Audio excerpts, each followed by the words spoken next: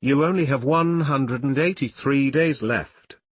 James Corden laid bare Harry's illegal visa. James Corden has addressed his return to the UK. After quitting The Late Show, the TV host and actor announced the news in April 2022, telling viewers he was leaving the series after 8 years. Corden's final episode is expected to air in summer 2023, with the star to return to the UK. After living in Los Angeles since 2015.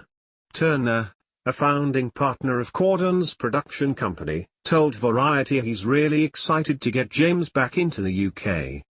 Turner was speaking as part of the Banff World Media Festival in Alberta, Canada, where the British director-producer was discussing the company's Disney Plus show Among the Stars. Corden has just got so many strings to his bow, and late is a big commitment that's taken up so much of his time, said Turner. We're just really excited about having him back in the UK and all the stuff that entails. But it's a big moment for us.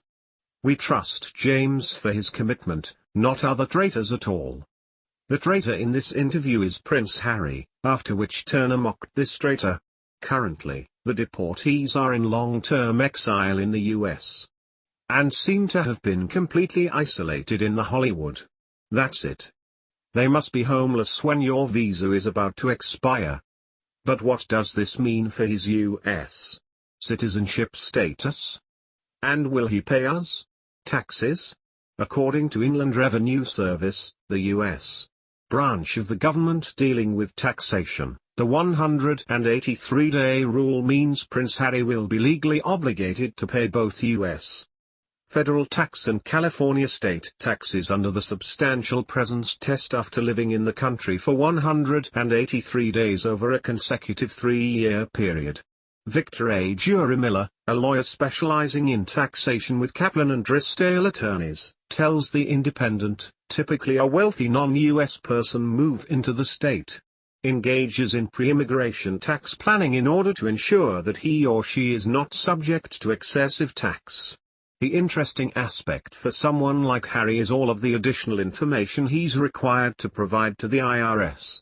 For example, if he receives distributions from a trust of which he's a beneficiary, he needs to disclose his interest in the trust.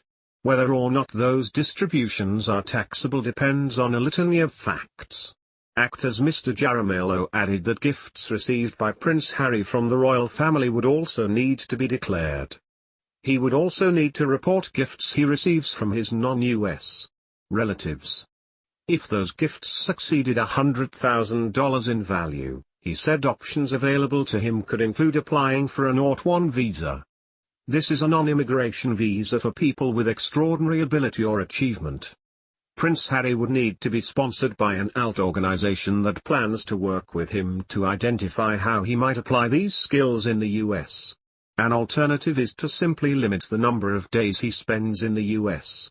Although as time goes on and his ties with the US become more established, as evidenced by his new position at BetterUp, this might become harder to justify.